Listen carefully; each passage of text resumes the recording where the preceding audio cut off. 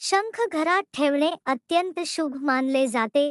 पुराणामध्ये शंखाचे वर्णन देवी लक्ष्मीचा भाऊ असे केले आहे, कारण शंखाची उत्पत्ती देवी लक्ष्मीप्रमाणे झाली आहे. समुद्रमंथनातून निर्माण झालेल्या 14 रत्नांमध्ये शंखाची गणना होते. शंख अत्यंत पवित्र मानला जातो. त्याच्या आवाजाने घरात पवित्रता निर्माण होते.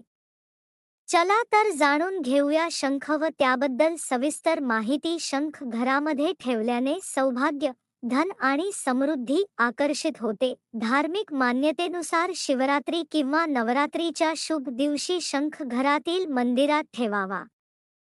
शंखामध्ये पाणी किंवा तांदूळ किंवा गंगाजल भरून ठेवावे. असे केल्याने तुमच्या सर्व मनोकामना पूर्ण होतात.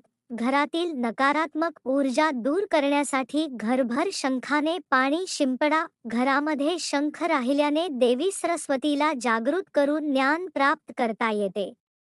वास्तुदोष असलेल्या घरात नियमितपणे शंख फुंकल्याने वास्तुदोष नाहीसे होतात.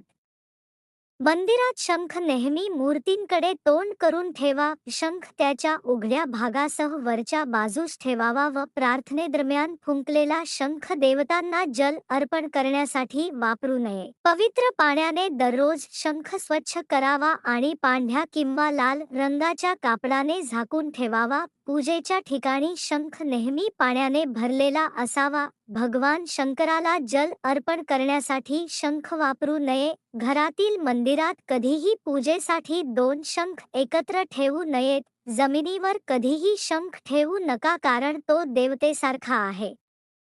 तुटलेला किंवा चिरलेला शंख कधीही मंदिरात ठेवू नये. काटेरी शंख आणि कोरल सजावटीचे तुकडे म्हणून ठेवणे टाळा, कारण ते घराच्या निरोगी वातावरणात असंतुलन निर्माण करतात.